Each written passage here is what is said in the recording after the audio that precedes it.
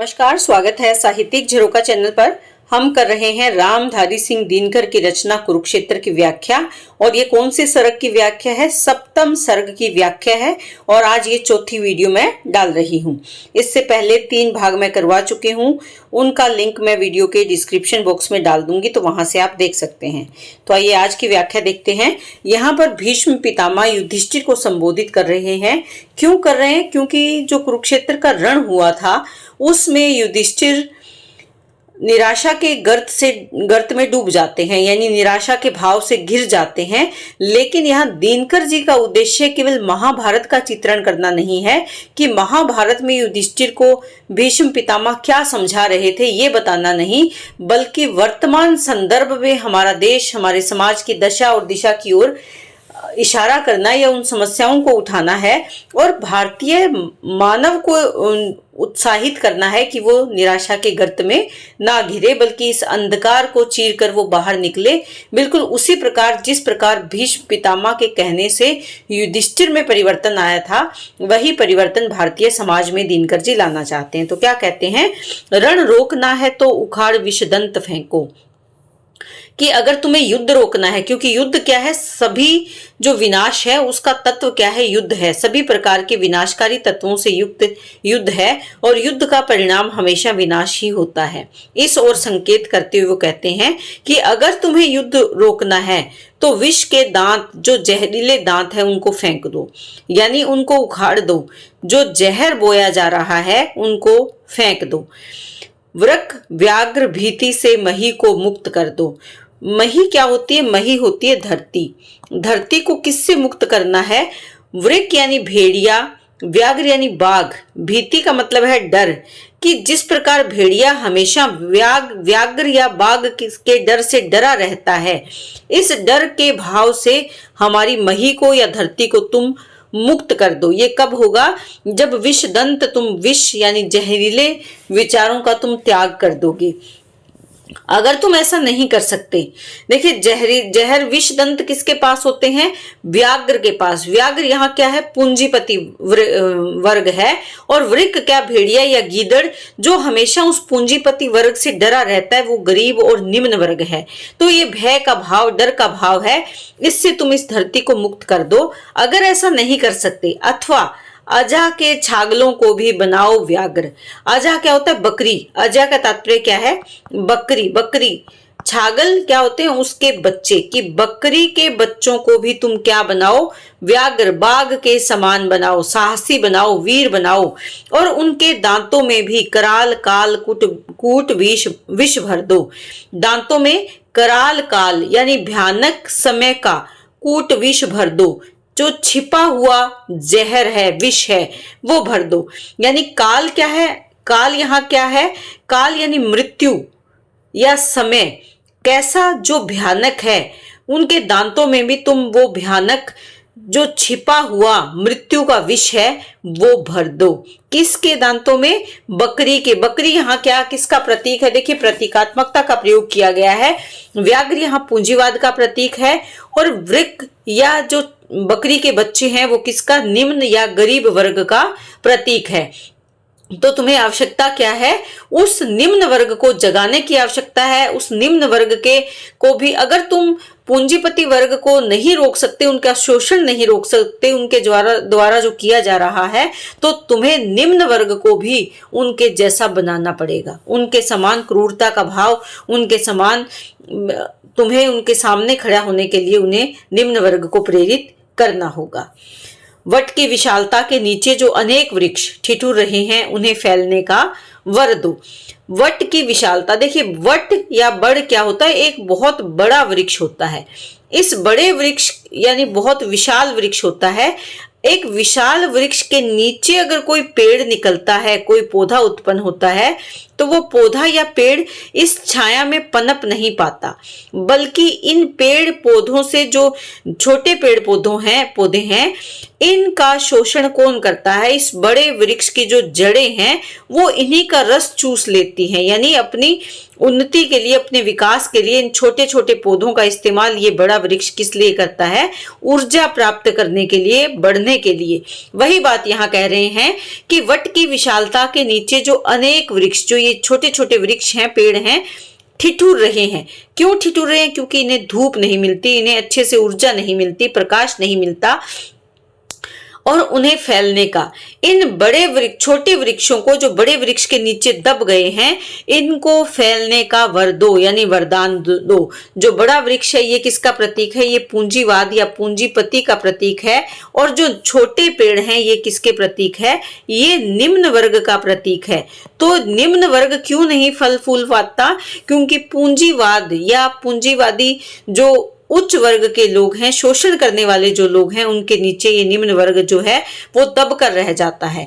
तो कवि कहते हैं कि उनको फैलने का, कि उनको विकसित होने का वर या वरदान भी तुम दो। किसको? जो निम्न वर्ग के लोग हैं, जो पेड़ पौधे, छोटे पेड़ पौधे जो एक बड़े विशाल वृक्ष के नीचे उगाते हैं, वो किसका प्रतीक है? निम्न वर्ग का। तो उनको भी तुम फलने फूलने का वर दो, वरदान दो। रस सोखता है जो मही का, भीमकाय वृक्ष, यानी विशाल वृक्ष जो धरती का रस सोखकर स्वयं ऊर्जा प्राप्त करता है, स्वयं बढ़ता है, विकास होता है, उसके नीचे छोटे वृक्ष कब फलेंगे फूलेंगे? तुम जब बड़े वृक्ष की शिराएं तोड़ोगे, जब उनकी शाखाएं तोड़ दोगे, डालियों को कतर दोगे, तब क्या होगा? जो नीचे छोटे पेड़ पौधे हैं, उन छोटे पेड़ पौधों को संपूर्ण रूप से विकसित होने का अवसर मिलेगा। और इसके लिए तुम्हें उस भीमकाय यानी उच्च वर्ग, भीम का वृक्ष किसका है? यहाँ उच्च वर्ग का है। तुम उनकी शिराएं तोड़ दो, तुम उनकी शाखाएं तोड़ दो, उस विशाल पेड़ की डालियों को कतर डालो। यानी जो पूंजीवादी लोगों ने तुम पर अपना अधिकार जमा रखा है, जो अपना हक जमा कर वो तुम्हारा शोषण कर रहे हैं, उसको तुम समाप्त कर दो। उस बढ़ने के लिए सही अवसर प्रदान करो। किसको? जो निम्न वर्ग की जनता है। धर्मराज ये भूमि किसी की नहीं, क्रीत है दासी, है जन्मना समान परस्पर इसके सभी निवासी। धर्मराज कौन है? युधिष्ठिर। के हे युधिष्ठिर, ये भूमि किसी की नहीं, क्रीत है। क्रीत से तात्पर्य यहाँ पर क्या है? खरीदी हुई दासी नहीं है, कि ऐसी दासी नहीं है जिस पर तुम अपना अधिकार समझो, तुमने इसको खरीद लिया। ये भूमि किसी की दासी नहीं है जन्मना समान परस्पर। यहाँ पर सबका जन्म समान रूप से है, सभी इसी भूमि के, इसी धरती के निवासी हैं। तो किसी एक वर्ग के द्वारा इस भूमि पर अपना अधिकार समझना ये उचित नहीं है सबको अधिकार मृतिका पोषक रस पीने का, कि सबको अधिकार है मृतिका, मिट्टी का, पोषक रस पीने का, यानी इस मिट्टी से पल्लवित पुष्पित होने का अधिकार सभी को समान रूप से है। विविध अभावों से अशंक होकर जग में जीने का, अलग अलग जो अभाव जीवन में आते हैं उनसे मुक्त होकर, शंका रहित होकर इस संसार में जीने का सबको अधिकार है। सबको इस मिट्टी से जो भी मूलभूत आवश्यकताएं हमारी होती हैं उनको पूरा करने का अधिकार है। पोषक रस जो हमें पोषित करने वाले तत्व मिट्टी से मिलते हैं, उन तत्वों को प्राप्त करने का सबको बिना किसी शंका के पूर्ण अधिकार है, ताकि हम अभावों से रहित जीवन जी सके। सबको मुक्त प्रकाश चाहिए। इस संसार में सबको क्या चाहिए? मुक्ति चाहिए, मुक्त प्रकाश चाहिए, सबको मुक्त समीरण और सबको मुक्त हवा की आवश्यकता होती है। बाधा रहित विकास, मुक्त आशंकाओं से जीवन, और बाधा रहित उनका विकास कैसा हो? बाधा से रहित हो और आशंकाओं से मुक्त वो जीवन चाहते हैं। सबका जीवन किस प्रकार होना चाहिए? सबके जीवन की क्या अभिलाषा है कि उन्हें उत्पन्न होने के पश्चात उनको पनपने के लिए, फलने फूलने के लिए, या उनको विकसित होने के लिए, विकास करने के लिए उन्हें कैसे प्रकाश की आवश्यकता है? जो मुक्त है। किसी पेड़ के नीचे दबा हुआ अगर कोई रहेगा तो वो पौधा उन्नति नहीं कर सकता, वो बड़ा पेड़ नहीं बन सकता। इसी प्रकार उच्च वर्ग के नीचे अगर निम्न वर्ग दब कर रहेगा तो वो भी विकसित नहीं हो पाएगा। इसीलिए उसे मुक्त प्रकाश की आवश्यकता है, मुक्त वायु की आवश्यकता है, बाधा रहित विकास की आवश्यकता है और एक ऐसे जीवन की आवश्यकता है जो आशंकाओं से रहित हो। उद्भिज निब चाहते सभी नर, बढ़न मुक्त गगन में। उद्भिज से तात्पर्य यहाँ पर क्या है? उत्पन्न होना चाहते हैं सभी नर यहाँ उद्भिज यानी उत्पन्न, निब का मतलब है क्या? समान रूप से उत्पन्न, या कह सकते हैं अंकुरित होना या विकसित होना। निब यानी समान रूप से सभी नर क्या चाहते हैं? बढ़ना चाहते हैं मुक्त गगन में, यानी स्वतंत्रता के साथ जीवन जीना चाहते हैं, अपना चरम विकास खोजना किसी प्रकार भुवन में, और इस धरती पर अपना विकास खोजना किसी भी प्रकार से, ऐसा सभी चाहते हैं। सभी वर्ग, सभी समाज के लोग यही चाहते हैं। लेकिन विघ्न अनेक अभी इस पाठ में पड़े हुए हैं, मानवता की राह रोककर पर्वत अड़े हुए हैं। लेकिन वो कहते हैं कि ये समानता का जो विकास है, इस मार्ग पर अनेक विघ्न है, अनेक बाधाएं हैं इस पाठ में, यानी इस मार्ग में, इस विषय में अड़े हुए हैं। मानवता की जो राह रोक रहा है, यानी मानव को मानव नहीं बल्कि ऊंच और नीच के वर्ग में विभाजित कर रहा है, धर्म के आधार पर विभाजित किया जा रहा है, जाति पाति के आधार पर विभाजित किया जा रहा है। वहां मानवता नहीं है, बल्कि वहां क्या है? ये सब मानवता के मार्ग को रोकने वाले पर्वत के समान है। ये जो हमारी संकीर्ण विचारधारा है, ये मानवता की ओर बढ़ते हुए मानव के रास्ते में अनेक समस्याओं के रूप में पर्वत यहाँ प्रतीक है। किसका? समस्याओं का। तो एक ऐसी समस्याएं हैं जो मानव के जीवन में आ रही है या मानव को रोक रही है समानता या मानवता के मार्ग पर आगे बढ़ने से। न्यायोचित सुख सुलभ नहीं, जब तक मानव को चैन कहाँ धरती पर तब तक शांति कहाँ। तो यहाँ क्या चाहते हैं कि न्यायोचित, कि न्याय मिले, कैसा? उचित न्याय के अनुरूप सबको सुख सुलभ नहीं, जब तक मानव को, कि जब तक इस संसार में उसे सुख नहीं मिल सकता जो न्याय के अनुकूल हो, तब तक चैन कहाँ धरती पर, इस धरती पर तब तक शांति नहीं है, चैन नहीं है। शांति कहाँ इस भाव को? तब तक किस भाव को? मानवता के भाव को कोई शांति नहीं, कोई चैन नहीं, जब तक उसे न्याय के अनुरूप सुख आसानी से उपलब्ध नहीं हो जाता। जब तक मनुज का यह सुख भाग नहीं सम होगा, कि जब तक मानव और मानव का ये सुख का भाग सम यानी समान नहीं होगा, यानी सबको सुख का समान अधिकार नहीं मिलेगा, शमित न होगा कोलाहल, संघर्ष नहीं कम होगा, तब तक समाप्त नहीं होगा, शमित नहीं होगा, समाप्त नहीं होगा जो हाहाकार मचा हुआ है। कोलाहल का मतलब है हाहाकार, कि जो हाहाकार मचा हुआ है वो खत्म नहीं होगा। ये मानव का जो संघर्ष है उसके जीवन में भी कम नहीं हो सकता। कब तक कम नहीं होगा? जब तक मानव को समान रूप से सुख का अधिकार नहीं मिलेगा। आगे कहते हैं, था पाठ सहज अतीव यानी बहुत ज्यादा, सहज था सम्मिलित हो समग्र सुख पाना, एक साथ मिलकर संपूर्ण सुख प्राप्त कर लेना, केवल अपने लिए नहीं कोई सुख भाग चुराना, कि सबके लिए एक साथ इकट्ठे होकर सुख को पा लेना, ये बहुत अच्छा था। लेकिन केवल अपने लिए नहीं कोई सुख भाग चुराना, कि यहाँ स्वार्थ का भाव ना रखकर केवल अपने लिए नहीं, कि स्वार्थी ना होकर सुख का भाग चुरा लेना, कि केवल अपने स्वार्थ के बारे में सोच लेना, इससे सुख नहीं मिल सकता। यहाँ पर कौन सा भाव आ जाता है? मानवता का भाव समाप्त हो जाता है और स्वार्थ का भाव, निजता का भाव उत्पन्न हो जाता है। उसे भूलकर नर फंसा परस्पर की शंका में, भय में निरत हुआ केवल अपने ही हेतु भोग संचय में। उस मानवता के भाव को कि मिलजुल कर सुख की प्राप्ति की, यानी मानवता के भाव को भूलकर नर फंस गया है। किसमें? शंका में, एक दूसरे पर आशंका होने लगी है। मन में क्या है? भय का, डर का भाव है। निरत हुआ केवल अपने ही, कि लगा हुआ है केवल अपने ही हेतु यानी लिए, भोग संचय यानी एकत्रित करना, भोग विषय वासना के या उपयोग करने के लिए साधनों को जुटाना, तो मानवता का भाव त्याग कर स्वार्थी होकर मानव फंस गया है इस कुचक्र में, जहां वो केवल अपने लिए सोचता है, अपने सुख के लिए संचय करता है, जोड़ता है, एकत्रित कर रहा है। इस व्यक्तिक भोगवाद से फूटी विष की धारा, तड़प रहा जिसमें पढ़कर मानव समाज सारा। कि ये जो व्यक्तिवाद आ गया है, यहाँ पर क्या भाव खत्म हो गया है? समाजवाद का भाव खत्म हो गया है। समाजवाद और मानवतावाद का भाव खत्म हो गया और व्यक्तिवाद जो है वो सर्वोपरि हो गया। यानी व्यक्तिक भोगवाद, अपने लिए ही उपलब्ध साधनों का उपयोग करना, इसी से फूट पड़ी है विष जहर की धारा। कि इसी से मानवतावादी जो नदी बह रही थी, पवित्रता का भाव था, उसमें अब विष शामिल हो गया है।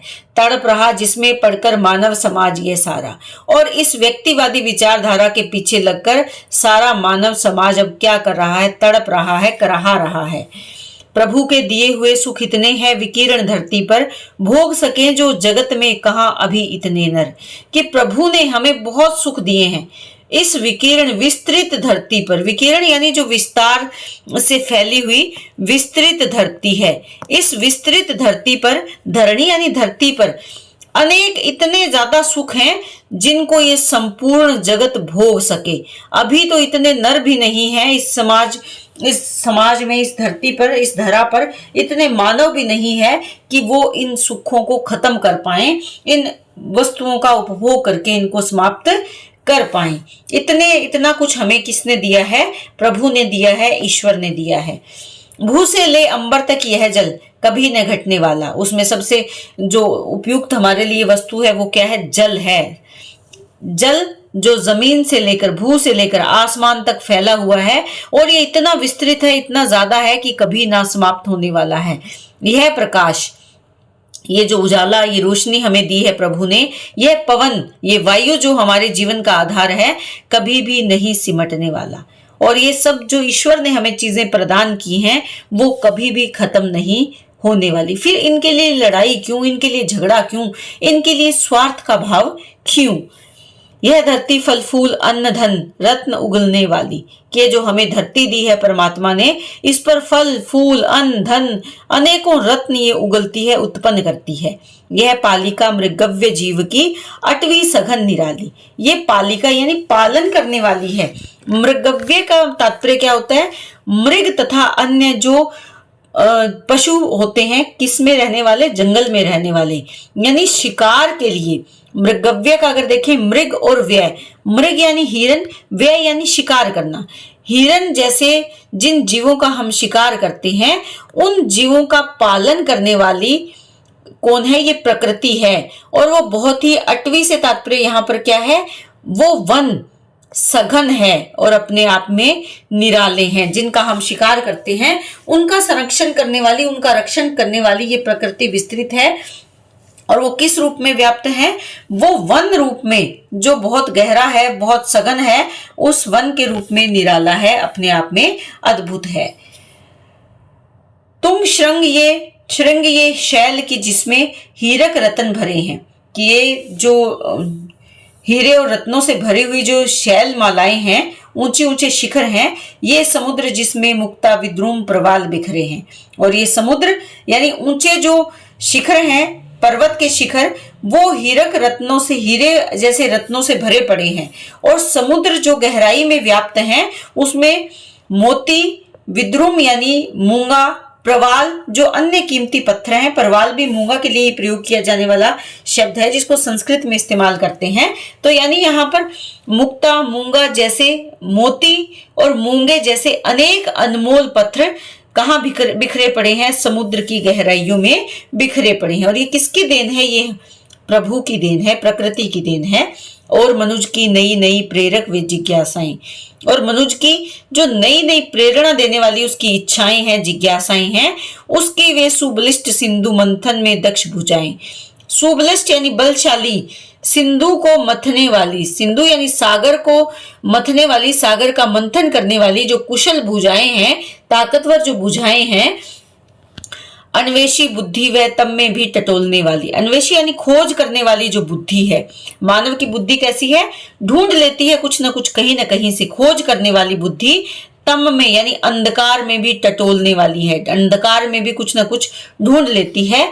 नया रहस्य, नया रूप किसका? प्रकृति का, नित्य खोलने वाली। और मानव, देखिए मानव का रूप भी तो मानव की, चाहे वो बलशाली बुझाएं हैं, चाहे उसकी जिज्ञासा का भाव है, चाहे उसके मन में, चाहे उसकी बुद्धि है, या उस बुद्धि से वो अनेक प्रकार के रहस्यमय चीजें भी ढूंढ लेता है, कुछ नया खोजने का प्रयास करता है। इस भुज, इस प्रज्ञा के सम्मुख कौन ठहर सकता है? और ये भुजाबल और ये बुद्धि जो है, जो कुछ ना कुछ नया खोजने वाली बलवती बुद्धि जो है, इसके सामने कौन रुक सकता है? प्रश्न करते हैं। कौन विभव है जो कि पुरुष को दुर्लभ रह सकता है? ऐसा कौन सा वैभव है जो मनुष्य से दुर्लभ रह सकता है? यानी मनुष्य जिसको प्राप्त ना कर सके, ऐसा संसार में कोई सुख नहीं है। प्रश्न कर रहे हैं। युधिष्ठिर भीष्म पितामह के सामने बैठे हैं और भीष्म पितामह उन्हें बताते हैं कि ईश्वर ने, प्रभु ने हमें क्या क्या दिया है, प्रकृति ने हमें क्या क्या दिया है। मानव ही तो प्रभु की ही देन है, और मानव को प्रभु ने इतना कुछ दिया है, बलशाली भुजाएं, शक्तिशाली बुद्धि, और ऐसा कोई भी सुख नहीं है जो मानव प्राप्त नहीं कर सकता। किसके माध्यम से? अपने बल से, अपनी बुद्धि से, अपने ज्ञान से। इतना कुछ है भरा विभव का कोश प्रकृति के भीतर, कि प्रकृति के खजाने में इतना कुछ वैभव का सामान भरा हुआ है। निज इच्छित सुख भोग सहज ही पा सकते नर नारी। अपनी इच्छा से सुख को भोग करने के लिए आसानी से, सहज यानी आसानी से, नर और नारी इसे प्राप्त कर सकते हैं। जो प्रकृति ने हमें भोग के लिए, वैभव के लिए वस्तुएं दी हैं, वो मानव आसानी से प्राप्त कर सकता है। सब हो सकते तुष्ट एक सा, सब सुख पा सकते हैं, चाहे तो पल में धरती को स्वर्ग बना सकते हैं। कि सब तुष्ट का मतलब क्या है? संतुष्ट, संतुष्ट, तुष्ट यानी संतुष्ट, एक सा। कि इस मानव समाज के जितने भी मानव है, इस दुनिया के जितने भी मानव है, सब संतुष्ट हो सकते हैं, एक जैसा सुख पा सकते हैं अगर वो चाहें तो। पल में धरती को क्या बना सकते हैं? स्वर्ग बना सकते हैं। लेकिन इसके लिए कौन सा भाव जरूरी है? मानवता का भाव जरूरी है। मानव नहीं बल्कि मानव, निज नहीं बल्कि संपूर्णता, समाज, व्यक्तित्व केवल यहाँ एक व्यष्टि नहीं बल्कि समष्टि का भाव होना आवश्यक है। छिपा दिए सब तत्व आवरण के नीचे किसने? ईश्वर ने। संघर्षों से खोज निकाला उन्हें उद्यमी नर ने। देखिए यहाँ पर कर्मवाद को महत्व देते हैं। कर्म को महत्व क्यों दे रहे हैं? क्योंकि गीता से भी तो हमें कर्म का उपदेश मिलता है कि कर्म करो, फल की चिंता ना करो। तो यहाँ पर भी उसी बात को दोहराया गया है कि सब तत्व एक आवरण के नीचे, सब तत्व एक आवरण के नीचे किसने छिपो दिए हैं? ईश्वर ने। ईश्वर ने हमें वैभव के लिए अनेक तत्व दिए और उन तत्वों को किसी न किसी आवरण में छुपो दिया। जैसे हीरों को पहाड़ों के गर्भ में छुपो दिया, उसी प्रकार मोती जैसे बहुमूल्य रत्न को समुद्र के गर्भ में छुपो दिया। इसी तरह से अन्य धातुओं को भी धरती के गर्भ में छुपो दिया। इन सब चीजों को प्राप्त करने के लिए हमें क्या करना पड़ेगा? संघर्ष करना पड़ेगा। और उद्यमी, जो संघर्ष करने वाला मानव है, वही अपने संघर्ष से इसे खोज सकता है। तो यहाँ कर्मवाद को ये महत्व देते हैं। कहते हैं ब्रह्मा से जो कुछ लिखा भाग्य में मनुज नहीं लाया है। कि ब्रह्मा से जो कुछ वो लिखवा कर नहीं लाया है। हम केवल भाग्यवाद के भरोसे नहीं बैठ सकते। माना कि ब्रह्मा ने, ईश्वर ने जब हमारी किस्मत लिखी, हमारे भाग्य में उसने अगर कुछ नहीं भी लिखा, अपना सुख उसने अपने भुजबल से ही पाया है। तो ऐसे में ऐसा नहीं कि मानव हार गया, बल्कि अपने भुजाओं के बल से उसने वो भी प्राप्त कर लिया जो ब्रह्मा ने उसके भाग्य में नहीं लिखा था। प्रकृति नहीं डरकर झुकती है कहीं भाग्य के बल से, सदा हारती वह मनुष्य के उद्यम से, श्रम जल से। और वो कहते हैं कि प्रकृति डरकर नहीं झुकती है। किससे? भाग्य के कारण प्रकृति कभी नहीं डरती, कभी नहीं झुकती। कहाँ हार जाती है वह? मानव के, जो परिश्रम करने वाला है, उस मानव के श्रम जल से। श्रम जल यानी पसीने से, पसीने की बूंदों से वो हार जाती है। जब मानव श्रम करेगा तो प्रकृति भी उसके सामने हार जाएगी। तो कहने का भाव यहाँ पर क्या है? कर्म को महत्व दिया है, संघर्ष को महत्व दिया है कि मानव को कभी भी अपने कर्म से मुंह नहीं मोड़ना चाहिए, बल्कि कर्म करते रहना चाहिए। ब्रह्मा का अभिलेख पढ़ा करते निरुद्यमी प्राणी, धोते वीर कुअंक भाल का, बहा भ्रुवों से पानी कि ब्रह्मा के भरोसे अभिलेख यानी मेरी किस्मत में तो ये लिख दिया, किसने? ब्रह्मा ने, ईश्वर ने। ईश्वर के भरोसे कौन रहते हैं? जो प्राणी उद्यम से रहित है, मेहनत से रहित है, परिश्रम नहीं करते, कर्म नहीं करते, वो भाग्य के भरोसे रहते हैं। धो देते हैं वीर कुअंक। कुअंक यानी बुरी बातें, बुरे अक्षर, भाल यानी माथे पर, जो किसने लिखे थे? ब्रह्मा ने लिखे थे। यानी जिस ब्रह्मा ने किसी प्राणी की बुरी किस्मत लिख दी, लेकिन वो प्राणी अगर मेहनती है, संघर्ष करने वाला है, तो वो उस कुअंक को, जो बुरा अंक लिखा था ब्रह्मा ने, बुरा भाग्य लिखा था ब्रह्मा ने उसके माथे पर, उसे भी धो देते हैं। कैसे? बहाकर भ्रुवों से पानी, अपनी पलकों से पानी बहाकर, अपनी बोहों से, भ्रुवों का मतलब क्या है? बोहें, अपनी बोहों से मेहनत का पसीना बहाकर, मेहनत का पानी बहाकर वो अपनी किस्मत भी बदल लेते हैं। लेकिन किसके द्वारा? संघर्ष के द्वारा। तो उन्हें क्या करना होगा? उन्हें संघर्ष करना होगा। उन्हें अपने भाग्य के भरोसे नहीं रहना होगा, बल्कि अपने भाग्य की बजाय अपने कर्म को उन्हें महत्व देना होगा। और अगर वो अपने कर्म को महत्व देंगे तो निश्चित ही वो अपने जो बुरी किस्मत है उसको भी बदलने में पूर्ण रूप से सक्षम होंगे। तो ये युधिष्ठिर को समझाते हैं कि तुम्हें भी अपने कर्म पर ध्यान देना चाहिए। उसका परिणाम क्या हुआ उससे तुम्हें दुखी नहीं होना चाहिए, उससे तुम्हें उत्तेजित नहीं होना चाहिए, उससे तुम्हें निराश नहीं होना चाहिए। तो आज के लिए इतना ही। बहुत बहुत धन्यवाद।